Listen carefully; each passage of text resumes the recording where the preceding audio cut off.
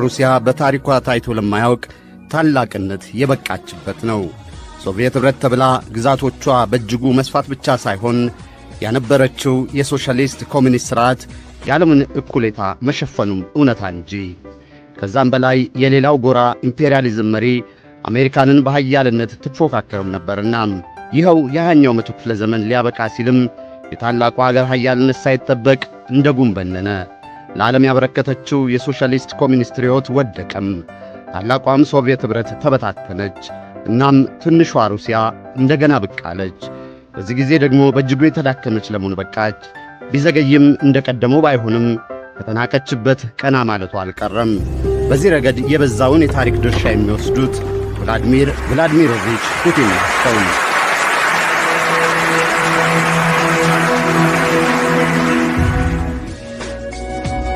ሰሞኑን አሜሪካና አጋሮቿ ሩሲያ አፍንጫ ድረስ መጥተው በዩክሬን ጉዳይ ጣልቃ በመግባት ፖለቲካውን አጡዘውታል። ሩሲያ ደግሞ ወደ ጥቁር ባህር የመውጫ ሁነኛ በሯን ማጣት አይሆንላትምና የክሪሚያን ግዛት በጥበብም በጉልበትም በእጇ ልታደርግ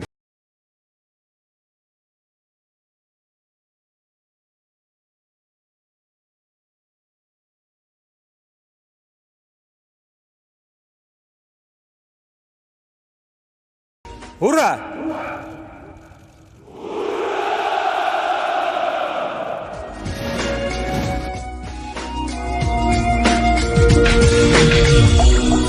ቭላድሚር ቭላድሚሮቪች ፑቲን ነው ሙሉ ስሙ። በቀድሞ ታላቋ ሶቪየት ኅብረት ሌኒንግራድ፣ በአሁኗ ሩሲያ ደግሞ ቅድስት ፒተርስበርግ ከተማ ነው የተወለደው እንደ ጎርጎሮሳውያን የዘመን አቆጣጠር በ1952። እናት ማሪያ ኢቫኖቫ ፑቲና የፋብሪካ ሠራተኛ ሲሆኑ አባት ቭላድሚር ስፕሪዶኖቪች ፑቲን የባሕር ኃይል አባል ናቸው። የቤተሰቡን ታሪክ ሲገለጥ ቀዳሚ አስገራሚ ታሪክ የሚሆነው የዘር ግንዳቸው ከአያትየው በዘለለ የማይታወቅ የመሆኑ ምስጢር ነው። የቤተሰቡ የክብር ስም ፑቲን ከአያታቸው ስፕሪዶ ኢቫኖቪች ጀምሮ የተመዘገበ ነውና ከዛ ቀደም እንደ አገራችን ባህል እንኳን 7 ዘር ይቆጠር ቢባል ፈልገን አጥተናል ነው የሚሉት የፑቲን ታሪክ አጥኚዎች። እኚህ የቤተሰቡ የክብር ስም እንደ መጠሪያ ተጀመረባቸው የሚባሉት ስፕሪድኖ ኢቫኖቪች ደግሞ ከታላቋ ሶቪየት ኅብረት መሪዎች ጋር በመያያዝ በቅርበት ስማቸው የሚነሳ የቤተሰቡ ብቸኛ ሰው ናቸው። የሶሻሊስት ሶቪየት ኅብረት አባት የሚባለው ቭላድሚር ሌኒን የምግብ አብሳይ ነበሩና ከሌኒን ሞት በኋላም የባለቤቱ ናዴዝዳ ክሩፕስካያም ምግብ አብሳይ ሆነው ቀጥለዋል። ጆሴፍ ስታሊንም እንዲሁ በምግብ ሠራተኛነታቸው ማገልገላቸው አልቀረም። በስተመጨረሻ ዘመናቸው ለታላላቆቹ ሹሞች ለሶቪየት ኅብረት ማዕከላዊ ኮሚቴ አባላት በሞስኮ የምግብ አብሳይነት አገልግሎታቸውን እስከ መስጠትም ደርሰዋል። በዚህ ጊዜ ነው ፑቲን አያቱን ከነተከበረው ሥራቸው በታላቋ ሞስኮ በመገኘት የጎበኛቸው። የፑቲን የልጅነት ዘመን የተለየ የሚባለው ከመደበኛ ትምህርቱ ጎን ለጎን ገና የ6ኛ ክፍል ተማሪ እያለ ወደ ማርሻል አርት መሳቡ ነው። ሳምቦና ጁዶ እየተማረ በስታሊን ዘመን በተሰሩ ፊልሞች እንደሚያያቸው ምርጥ የሀገሩ ሰላዮች ያስመስል ነበር ይባልለታል። ሰላይ የመሆኑ ጥማቱ በፍላጎት ብቻ ሳያበቃ የማይቻለውን ይሞክር ዘንድ ገፋፋው። ገና በለጋ ጉርምስናው የ16 ዓመት ወጣት እያለም ወደ ሞስኮ የሶቪየት የስለላ መሥሪያ ቤት ኬጂቢ አቅንቶ ሰላይ መሆን እፈልጋለሁ ሲል የቅጥር ጥያቄውን አቅርቧልና የወጣቱ ፑቲን ድፍረት ለኬጂቢ ሰዎችም መግረሙ አልቀረም። አንተ ጎረምሳ ኬጂቢ የሚፈልገውን ያለበት ድረስ አስሶ ይቀጥራል እንጂ ቅጠሩኝ ብሎ የመጣን አይቀበልም፣ ወደ ቤት ተመለስ ሊሉትም ግድ ሆነባቸው። የልቡ ፍላጎት ያልሰመረለት ወጣቱ ፑቲን ወደ ሌኒንግራድ ዩኒቨርሲቲ ተመልሶ ሕግን ማጥናት ጀመረ። በዚህም የዩኒቨርሲቲ ቆይታው በተለይ በዓለም አቀፍ ግንኙነት ላይ ማተኮሩ ይነገራል። በሌኒንግራድ ዩኒቨርሲቲ ቆይታው ሁነኛ ከሚባሉ ክስተቶች አንዱ የኮሚኒስት ፓርቲ አባል መሆኑ ነው። ይህም ታላቋ ሶቪየት ኅብረት ፈራርሳ ኮሚኒስት ፓርቲው እስኪታገድ ድረስ የዘለቀ ሆነ። ሌላው በዩኒቨርሲቲው የሕግ መምህሩ አናቶሊ ሶብቻክ ጉዳይ ነው። አናቶሊ ሶብቻክ ፑቲን በዓለም አቀፍ ግንኙነትና በሕግ ያለበትን ጥም ያረኩለት መምህሩ ናቸው ይባላል። የሁለቱ ግንኙነት ግን ከዛም በላይ በኋለኛው ዘመናቸው ይቀጥላል። ፑቲን ከሰላይነት ወደ ፖለቲካ ይገባ ዘንድ ሁነኛ ሰው አናቶሊ ሶብቻክ ናቸውና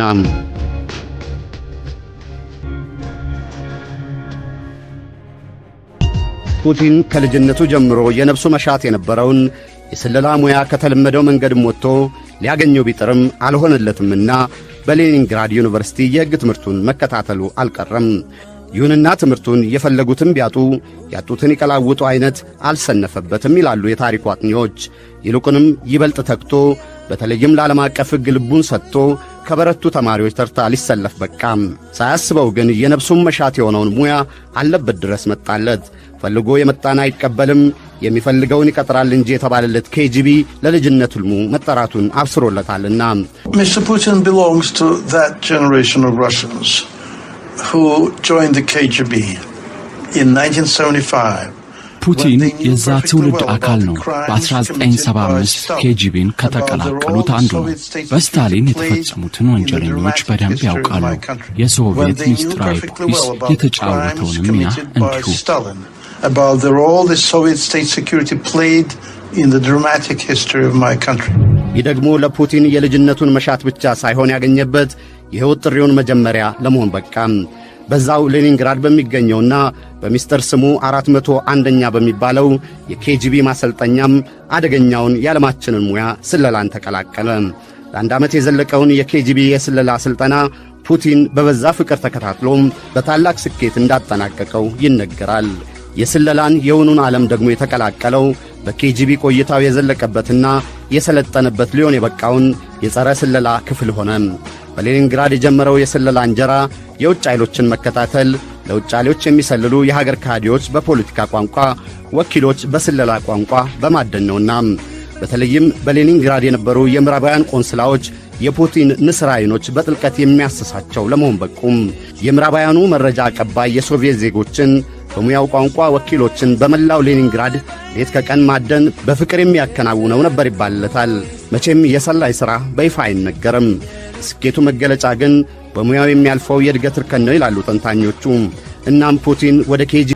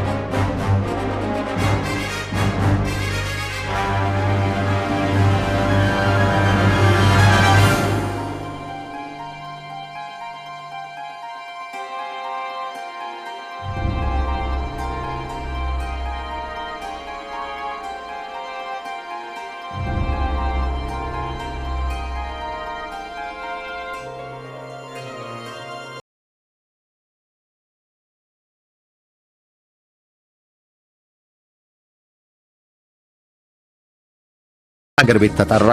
የሥራ ቦታውን በትውልድ ከተማው ሌኒንግራድ በሚገኝ የስለላ ተቋሙ KGB ቅርንጫፍ ሆነ። የወቅቱ ሥራውም ሆነ በታላቂቱ ሀገር እየነፈሰ የነበረው የለውጡ ሽንፍር ይበልጥ የልቡን ቁስል የሚጨምር እንጂ የሚጠግን አልነበረም። ታላቋ ሶቪየት ኅብረት ኃያልነቷ እያከተመ ወደ ትናንሽ ሀገራት እየተሸነሸነች ነበርና በተለይ ደግሞ ሶቪየት ኅብረትን አፈራረሱ የሚባሉት ሚካኤል ጎርባቾቭን ከስልጣን ለማስወገድ በኬጂቢ የሚደገፍ መፈንቅለ መንግሥት መክሸፉ የፑቲንን የሕይወት መንገድ የለወጠ እንደሆነ ይነገራል። ከልጅነቱ ጀምሮ ሊቀላቀለው ተመኝቶ 16 ዓመታት ያህልም ያገለገለበትን ሰላይነት ቢከብደውም ለመተው ወሰነም። በሀገራችን ቀን እስኪያልፍ የአባቴ ባሪያ ይግዛኝ አይነት አልነበረም የፑቲን ማሊያ መቀየር።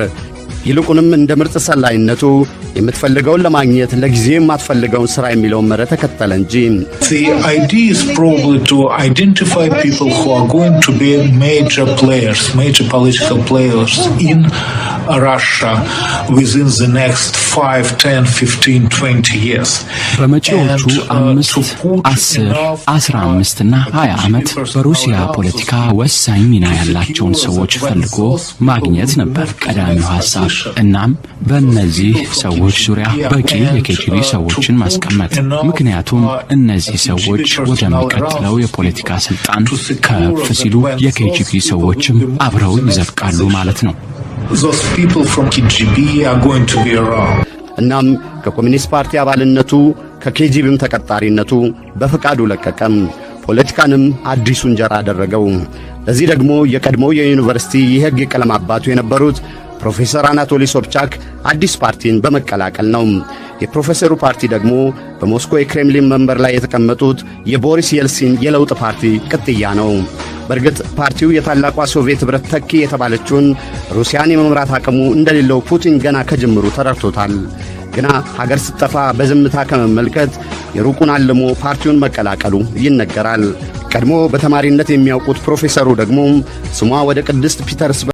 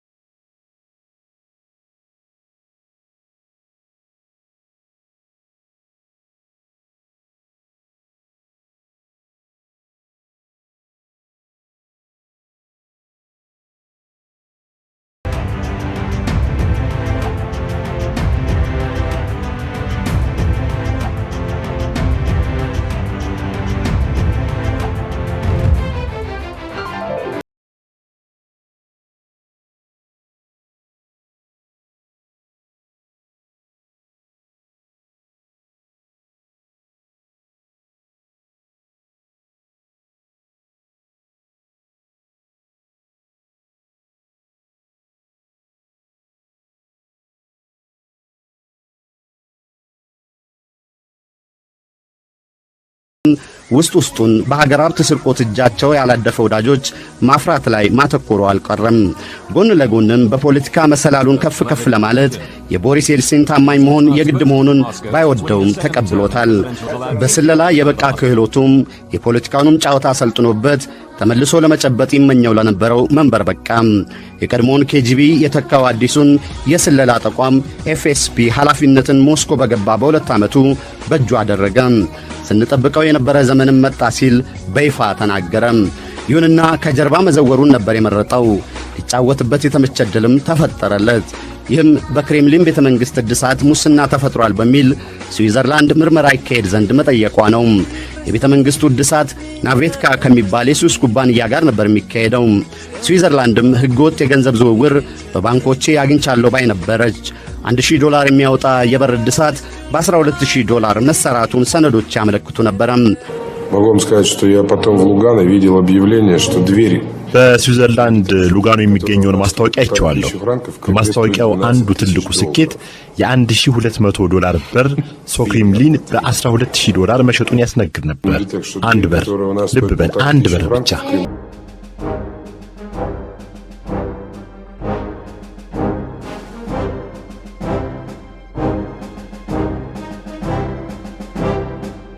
ወደ ፕሬዝዳንቱ ቦሪስ የልሲን ያነጣጠረ መሆኑ ነው አስቸጋሪነቱ።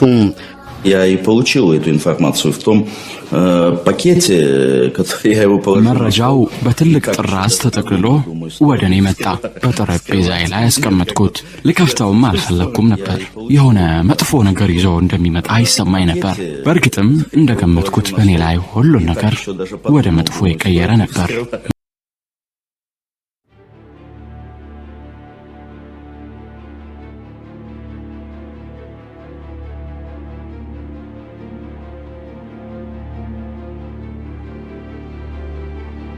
ዋና አቃቤ ሕግ ዩኒስ ኩራቶቭ ወደ ስለላ ተቋሙ ኃላፊ አምርተው ድጋፍ መጠየቃቸው አልቀረም። ፑቲንም ከጎን ነኝ አላቸው።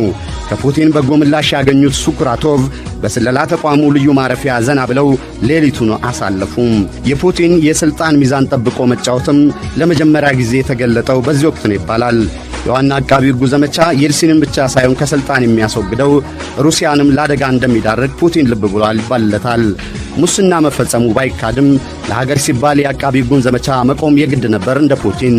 እናም በስለላ ተቋሙ የእንግዶች ማረፊያ ዋና አቃቤ ሕጉ ከ3 ሴቶች ጋር ሌሊቱን ሲላላሱ ያደሩበትን ፊልም በቴሌቪዥን ለቀቀው። Я пошел в монтажную, поставил кассету, и мгновенно вокруг меня образовался круг моих товарищей. የቪዲዮ ካሴቱን በማጫወትበት ጊዜ በጓደኞቼና በሥራ ባልደረቦቼ ተከብቤ ነበር። ሁሉም ስለሚያዩት ሰዎች ማንነት ለመገመት እየሞከሩ ነበር። የሦስቱን በእርቃን የምናያቸውን ሰዎች ማንነት እየገመትን ነበር። በተለይ የምናየው ሰው የሩሲያ ዋና አቃቤ ሕግ ሳይሆን አይቀርም የሚል ግምታችን የበዛ ነበር። ይሁንና ሙሉ በሙሉ እርግጠኛ መሆን ግን አልቻልንም።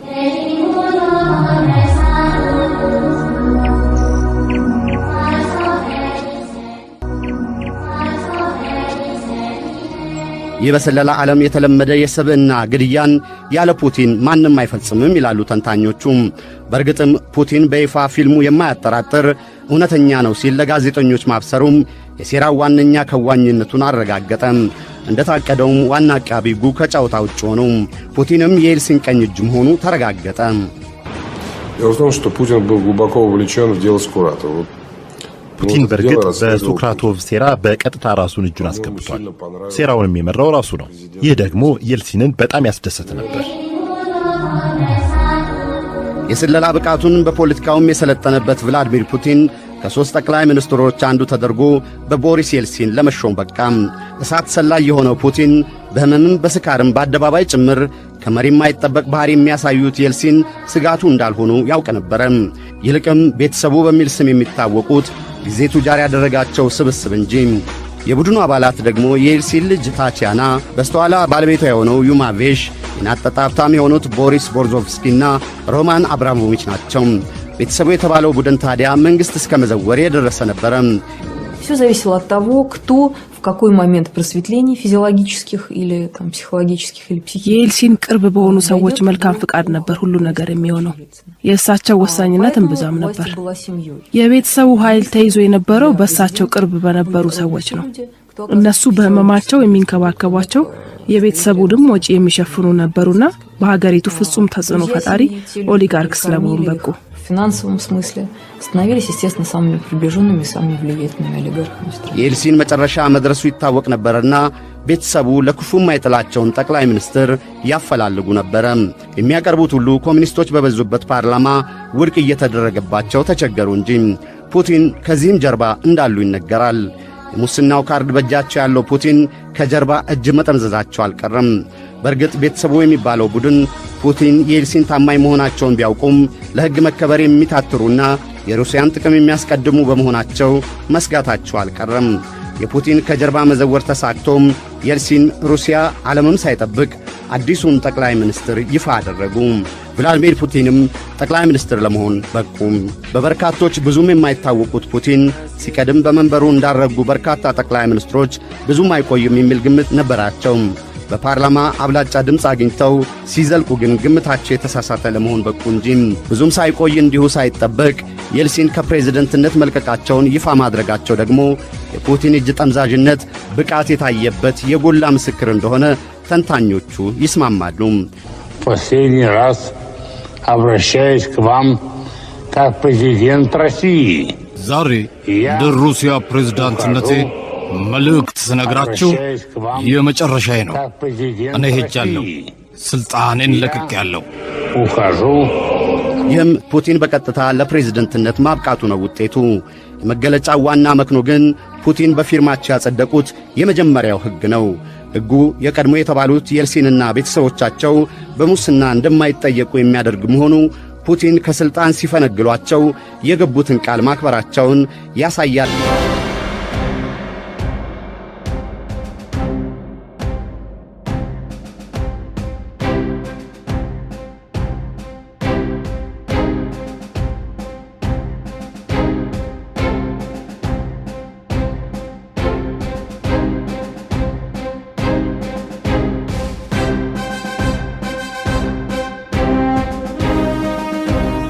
የሚባልላቸው አይነት ናቸው።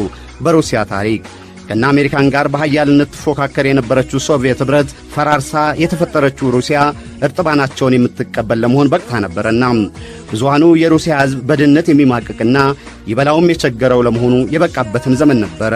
በሀገራችን ዋርካ በሌለበት እምቧጩም ዋርካ ይሆናል እንደሚባለው በመንበሩ የተቀመጡት የኤልሲን ከመሪ በማይጠበቅ ምግባር እየሰከሩ መቆም እስኪያቅታቸው በአደባባይ የሚንገዳገዱ የሴት መቀመጫን ቸብ የሚያደርጉ ለወንበሩ አንሰውም ሀገርንም ያሳነሱበት ዘመንም ነበረ። የሩሲያን ጥቅም ከማስጠበቅ ይልቅ ለምዕራባውያን የተንበረከኩ መሆናቸውም እንዲሁም ሲቀደም በማይታወቅ የክሬምሊን ታሪክ በሙስና መዘፈቃቸውም አይዘነጋም። በዚህ ዘመን መጥተው ሩሲያን ወደ ከፍታ ማምጣታቸው ነው ሰው የጠፋለት የተገኘ ሰው የሚያስብላቸው። በፖለቲካው ክበብ እምብዛም አይታወቁም ነበረና የገዘፈ የመሪነት ቁመናን ለመላበስ ታዲያ ለፑቲን በወቅቱ ቀላል አልነበረም። ለዚህ ካበቃቸው አንዱ የቼቼንያ አማጽያን የሽብር ጥቃቶች እየፈጸሙ የብዙሃንን ሕይወት ከመቅጠፍም በላይ የሩሲያን ግዛት እስከ መውረር የመድረሳቸው ክስተት ነው። ይህም በሩሲያን ዘንድ ቁጣን መቀስቀሱ አልቀረም።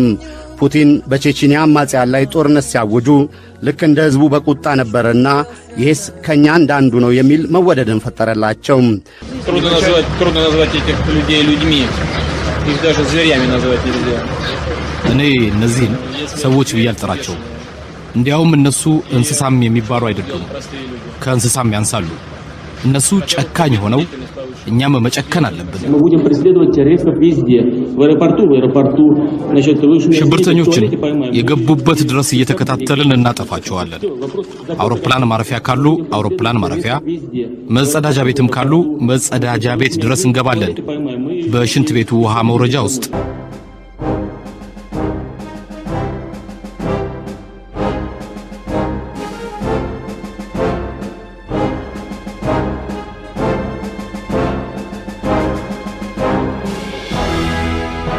የቼቼንያን አማጽያን ልክ አስገቧቸው። ከቀደሙት የሩሲያን መሪ የልሲን በተለየ ግንባር ድረስ ሄደው ጦርን በማናገር ችግር ከመፍታትም በላይ ሜዳሊያ ሸልመው ማዕረግም ሰጡ። የሩሲያ ጦር አባላትም ተረስተን የነበርነውን ያስታወሰን ሲሉ አሞገሷቸው።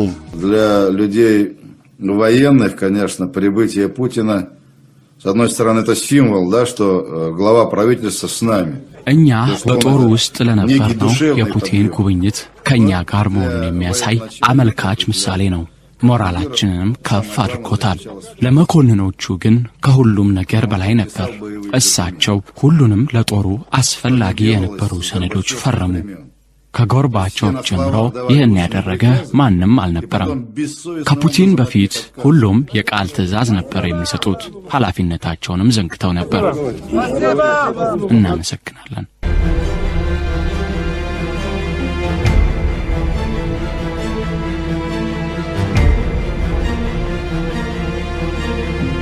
ሕዝብ ተቀባይነት ያገኙት ፑቲን የሩሲያን ሕዝብ ልብ ያገኙበት ሌላው ስኬት የምጣኔ ሀብት እድገት ማምጣታቸው ነው።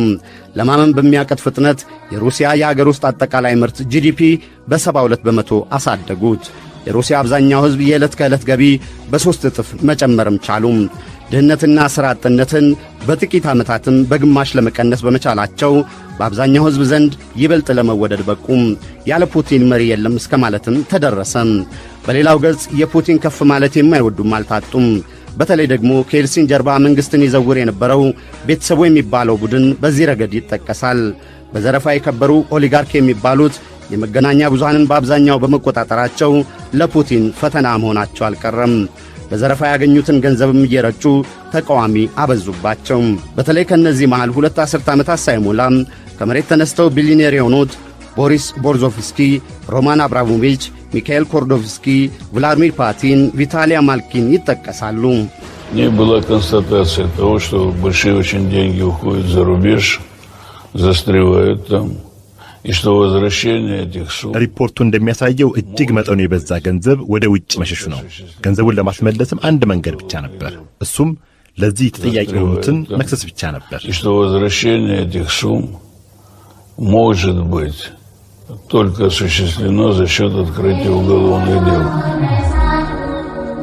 የሕዝብ ሀብት የበሉ በሚል ፑቲን የከፈቱት ዘመቻም በዘረፋ የከበሩትን ገሚሱን ለእስር የቀረውን ለስደት ዳረገ። ንብረቶቻቸው ይመኩባቸው የነበሩ መገናኛ ብዙሃኖቻቸውም ጭምር በፑቲን ዘመቻ ከእጃቸው ተነጠቁ። ምዕራባውያን ፑቲን አምባገነን ሆኑ የሚል ተቃውሞ ቢያቀርቡም እሳቸው ግን የሚሰሙ አልሆኑም። ብዙሃኑ የሩሲያ ሕዝብ ግን ደማችንን ከመጠጡት ትኋኖች ገላገለን ሲሉ መወድሳቸውን አበረከቱላቸው። የሩሲያ ታላቅነት ከጠንካራ ወታደራዊ ኃይልና የስለላ መዋቅር መመንጨቱን የሚያውቁት ፑቲን ተዳክሞ የነበረውን ሰራዊት በማጠናከር ብቻ አልተወሰኑም፣ ይበልጥ ከፍ ከፍ አደረጉትም እንጂ። ቅድሚያም የሰጡት ጦሩን በብዛት ሳይሆን በጥራት ማደራጀት ሆነም። የሩሲያ የረጅም ርቀት ሚሳኤል ምርቶችንም አበረከቱም። የአውሮፕላን ተሸካሚ መርከቦችም ይበዙ ዘንድ ተጉም። የቀደሟቸው መሪዎች ጎርባቾቭና የልሲን ለአሜሪካና ምዕራባውያን ተንበርክከው ከጥቅም ውጪ ያደረጉትን የኒውክሌር መርሃ ግብር እንደ አዲስም አደራጁት። የታላቂቷን አገር ብሔራዊ ስሜት ለማምጣትም የስታሊንን ዘመን ብሔራዊ መዝሙር ግጥሞቹን አሻሽለው አነበሩት። ማጭድና መዶሻ የታተመበት ቀዩ ሰንደቅንም ከተጣለበት አንስተው ከፍ ከፍ አደረጉት። ይህ በብዙሃኑ የሩሲያ ሕዝብም የሀገራችንን ታላቅነት የመለሰ መሪ የሚል መወድስ አስገኘላቸው። ሩሲያን ወደ ቀደመው ክብሯ መመለሳቸውን በማረጋገጣቸውም በዓለም ብቸኛ ኃያል የሆነችውን አሜሪካ በሩሲያ የውስጥ ጉዳይ መፈትፈትሽን ብቻ ይብቃሽ አላሉም። ከዛም አልፎ በዓለም ፖለቲካ ይቀናቀኑ በቁም። አሜሪካና ምዕራባውያን አጋሮቿ ምስራቅ አውሮፓ ድረስ ዘልቀው ላሳዩት ትንኮሳ ፑቲን የሰጡት ምላሽ የተናቀችው ሩሲያ ዘመን አብቅቶ ኃያል መሆኗን ለማሳየት በቃም። ዛሬም ድረስ በዓለም ፖለቲካ አሜሪካ ብቻዋን መፈንጨት እንዳትችል ፈርጣሟን ሩሲያ ፑቲን እንደፈጠሩ ብዙዎች ይስማማሉ። በሌላው ገጽ አምባገነን ተቃዋሚ ፓርቲዎችንና ነጻ ፕሬስን የጨፈለቁ የሚሏቸው አልታጡም። ከማሰር እስከ መግደል የበረከቱ ወንጀሎችንም ይጠቅሱባቸዋል። በአንድ ወቅት ጠቅላይ ሚኒስትር፣ በሌላ ጊዜ ደግሞ ፕሬዚደንት እየሆኑም የሩሲያን መንበር በኃይል በመዘወር 2 አስርት ዓመታት ሊሞላቸው ጥቂት የቀራቸው አምባገነንም እያሉ ይተቿቸዋል። በትችቱ ድምፃቸው ጎልቶ የሚሰማው ደግሞ አሜሪካና ምዕራባውያን አጋሮቿ ናቸው። 6ኛ ደረጃ ዳን ጥቁር የማርሻል አርት ቀበቶ ያላቸው ፑቲን ምንም የማይሳናቸው ሙሉ በኩሉ አይነት ናቸው ለብዙሃኑ ሩሲያውያን። ከመወዳደሪያ መኪና እስከ ባህር ውስጥ ሰርጓጅ መርከብ መዘወር የሚችሉም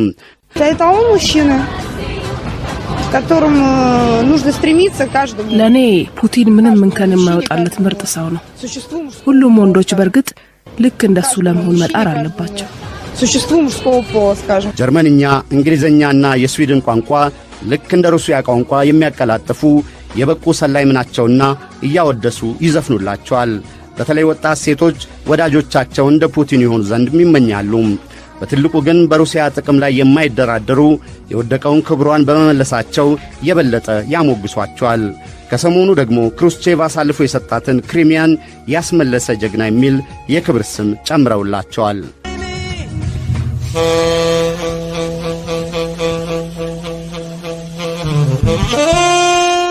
አብራችሁን ስለቆያችሁ እናመሰግናለን።